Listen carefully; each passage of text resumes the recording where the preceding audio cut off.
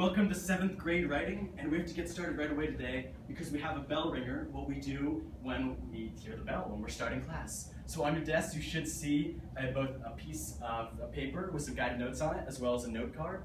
Right now turn to that note card and I want you for 20 seconds, I've got the timer here, I want you to write down what comes to mind when you hear the word thesis. Alright? Oh, it looks like Matt doesn't have a writing utensil, so I'll give him one. Thank you. Just anything that comes to mind when you hear the word thesis, you know, just memories, thoughts, jokes, stories, anything really. I got 10 seconds left here.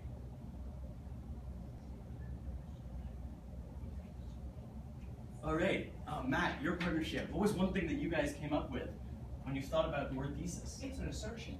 Oh, that's a good point. It definitely is. All right, we got assertion. And then, Sadie, what was something that you guys came up with? Theme. Yes, a theme. It is going to be talking about a theme in a literary work. All right, so it seems like you guys already have a good baseline. But, I mean, obviously, as you probably figured out, we're going to be talking about thesis statements today, or a thesis or a thesis statement.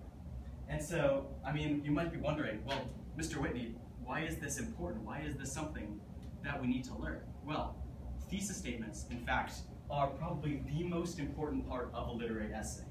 And a thesis statement is what says what is the essay about, what is the point of your essay.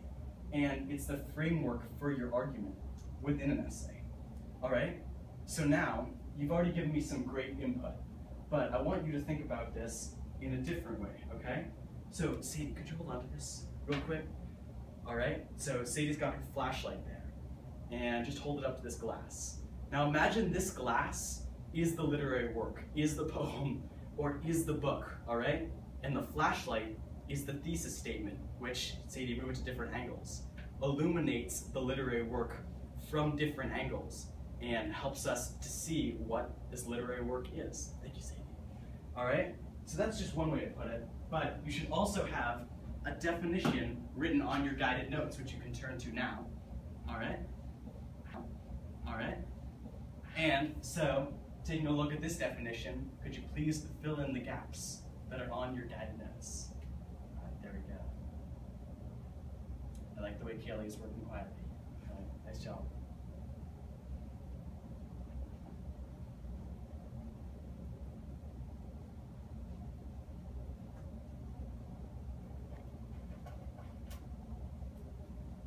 All right, looks like everyone's finishing up. So now there are really 3 steps that you're going to use when you're coming up with a great thesis. All right, so step 1, you have to ask yourself a question. Now you might receive this question from a teacher, or you might be coming up with this question yourself. But this is a question about a literary work.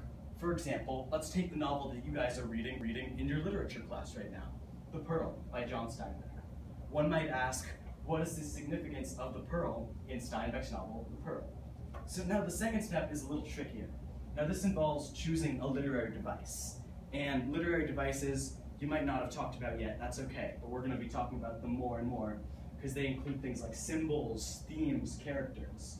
So one might say, well, the pearl is a symbol. Yes, well that's a part of your thesis, all right?